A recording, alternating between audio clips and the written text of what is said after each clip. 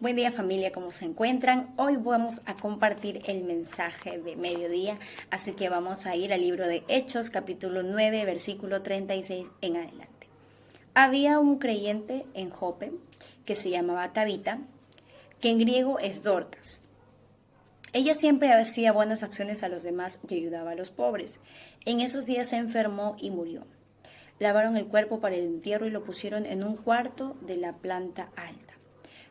Pero los creyentes habían oído que Pedro estaba cerca en Lida, entonces mandaron a 2 hombres a suplicarle: por favor, ven tan pronto como puedas. Así que Pedro regresó con ellos y tan pronto como llegó lo llevaron al cuarto de la planta alta.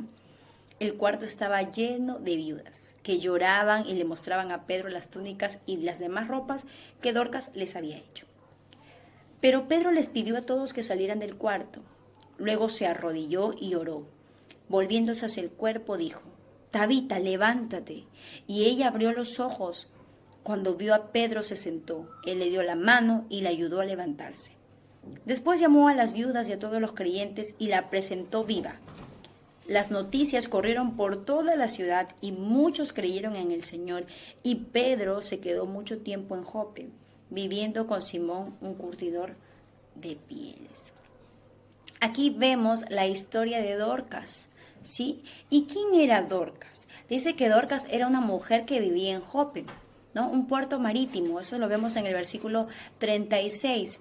Dice también que se sabe que su nombre en hebreo era Tabita, pero su traducción al griego es Dorcas, ¿no? Y su nombre significa gacela, que es un símbolo símbolo de belleza, ¿no? Quizá Dorcas era una mujer hermosa, no lo sabemos, pero era hermoso su interior, como así lo demostraban sus obras. Una de las características importantes que nos dice la Biblia de Dorcas es que era una discípula, ¿sí? Entonces dice, ¿no? Había en Jope una discípula llamada Tabita, ¿no? Que traducido quiere decir Dorcas. Y cuando la Biblia habla de discípulo, quiere decir que el discípulo es un seguidor de Jesucristo.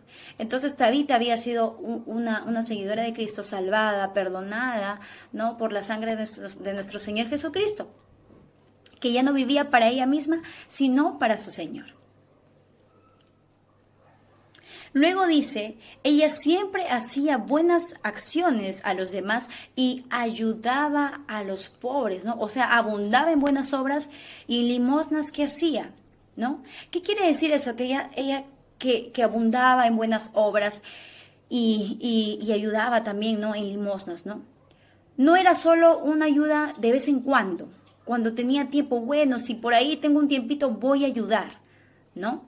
O de repente solamente era una mujer de buenas intenciones, pero no hacía más, sino que ella realmente hacía y hacía en abundancia, ¿no? Ella comprendía que lo que Dios le había dado era para usar al servicio de los demás, ¿sí? Le dio sus manos y también dice que era una mujer que cosía, ¿no? Usaba la aguja para poder hacer vestidos a las viudas, para hacer vestidos, no, era una modista, ¿no? Que en ese tiempo le hacía el vestido a las viudas, tenía un corazón muy agradecido por lo que Dios la había salvado, y en respuesta a ello, ella se mostraba ayudando y sirviendo a los demás. Ella, con su único talento, el de coser túnicas, el de poder coser, el de poder coser, podía hacer túnicas, podía hacer vestidos a las personas más necesitadas, ¿sí? Y ahora tenemos que recordar algo: cuando una mujer en ese tiempo quedaba viuda, ¿sí? No recibía ayuda del gobierno y quedaba a la merced de la buena voluntad de los demás, ¿no?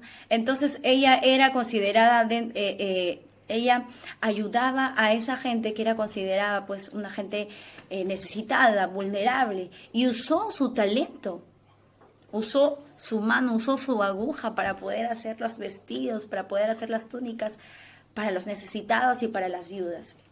Luego, ¿qué dice? Luego de todas esas cosas que ella hacía, de esas buenas acciones y todo, en esos días dice que enfermó y murió. Lavaron el cuerpo para el entierro y lo pusieron en un cuarto de la planta alta.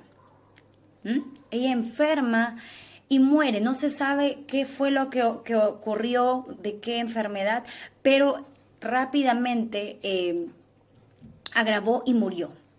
Entonces, yo me imagino que el dolor había sido muy fuerte, muy grande para la gente de su entorno, para la gente necesitada, la cual recibía ayuda, para las viudas que en ese tiempo estaban también siendo ayudadas por esta mujer. Esta mujer servía a las viudas. Entonces, cuánta tristeza habría habido de esa gente, cuánta gente habría estado llorando su pérdida, ¿no?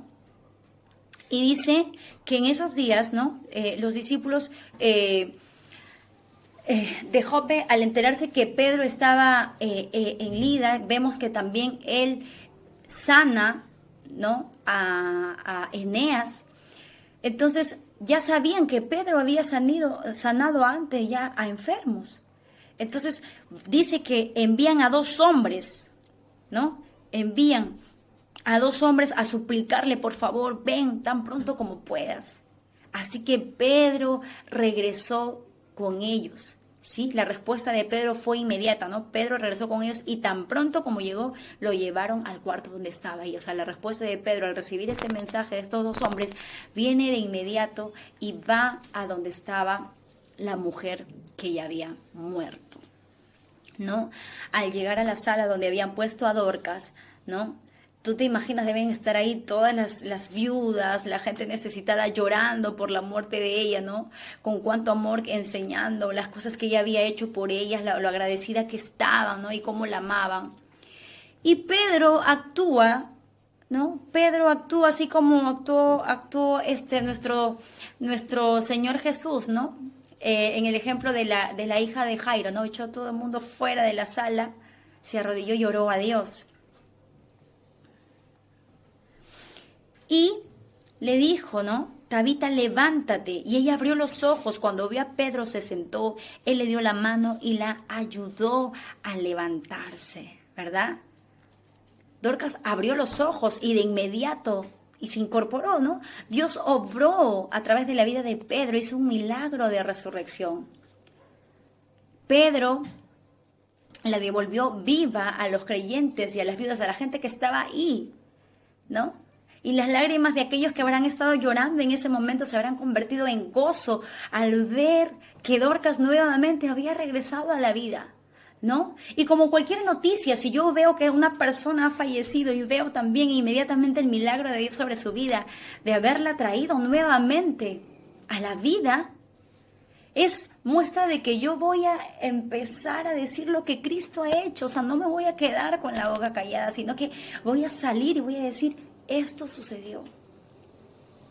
Este milagro trajo a muchos de los que vivían en Jope. Muchos creyeron en el Señor, ¿no?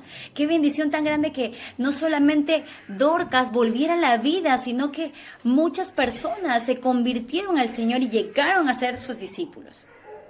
Hay algo que quiero aclararles y hay algo que hoy en día mucha gente quiere empezar a ver, y es que hoy en día no necesitamos milagros para que la gente crea. Los milagros que ocurrían en la iglesia primitiva eran una confirmación de lo que se predicaba, era la verdad, porque todavía no tenían toda la palabra de Dios revelada. Pero tú y yo, una vez que ya tenemos la palabra de Dios revelada, la palabra de Dios completa, no son necesarias para confirmar la predicación. ¿Y cómo puedo sustentar aquello? Es que Jesús, ¿recuerdan ustedes cuando Jesús le cuenta la parábola a sus discípulos del rico y Lázaro, ¿verdad? Cuando el rico estaba en el lugar de tormento y le dice a Lázaro, ¿no?, que estaba en el seno de Abraham, le dice que envíe a alguien entre los muertos a que avise a sus familiares, a sus hermanos. ¿Para qué? Para que ellos no vayan a ese lugar donde él se encontraba, ese lugar de tormento. Y la respuesta de Abraham, ¿no?, que le dice, a Moisés y a los profetas tienen, óiganlos. Entonces dijo, no, padre Abraham, pero si alguno fuere a ellos entre los muertos se arrepentirán. Mas Abraham le dijo, si no oyen a Moisés y a los profetas, tampoco se persuadirán, aunque alguno se levantare de los muertos. Aquí tenemos la respuesta. La gente creerá si cree la palabra de Dios y si cree lo que Dios ha dicho. Pero aunque alguien se levante de los muertos, eso no les hará creer. ¿sí? Debe haber un arrepentimiento real, un arrepentimiento de aquella obra que Cristo ha realizado en la cruz por nosotros. Hemos visto esta historia y luego dice también en el último, ¿no? Las noticias corrieron por toda la ciudad, como hablamos hace un momento. Y Pedro se quedó mucho tiempo en Jope viviendo con Simón, un curtidor de pieles. ¿Sí? Vemos que también Pedro permanece en Jope durante muchos días. Yo imagino que para seguir enseñando y para seguir edificando a los nuevos creyentes que a causa de lo que había ocurrido con Dorcas, pues habían quedado maravillados, ¿no? Entonces, una de las cosas que podemos hacer ahora es dar gracias a Dios por la vida de Dorcas, que fue una mujer sencilla, que Dios utilizó que usó ese don, que fue la aguja para poder bendecir la vida de muchas personas, de los necesitados, de las viudas, ¿no? Y hoy en día hay mucha gente dentro de las iglesias que también hacen labor social, ¿sí? Dando a los más necesitados, ofreciendo comida, ofreciendo ropa. Ahora, Dorcas fue conocida por su abundancia, por buenas obras, ¿no? Yo te quiero preguntar a ti, ¿por qué eres conocido tú dentro de la iglesia, en el lugar donde estás? ¿Estás poniendo en práctica los dones que Dios te ha dado? ¿Lo estás poniendo al servicio de Dios? No tienes excusa. Dorcas era una mujer que solamente cosía. Y aquello que Dios le dio lo puso al servicio de los demás, al servicio de las viudas, al servicio de los pobres. La vida de Dorcas es el ejemplo de un corazón transformado, de un corazón agradecido a Dios, y sus buenas obras son el resultado de una fe genuina a Jesucristo. Entonces, que así sean nuestras obras, que así se vea vuestra fe.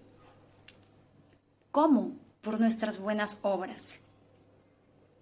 Este ha sido el mensaje, iglesia, que sea de mucha edificación para tu vida, y ya sabes que aquello que Dios te ha dado, úsalo para poder ser de bendición para otros, para poder estar al servicio de los demás. Bendiciones.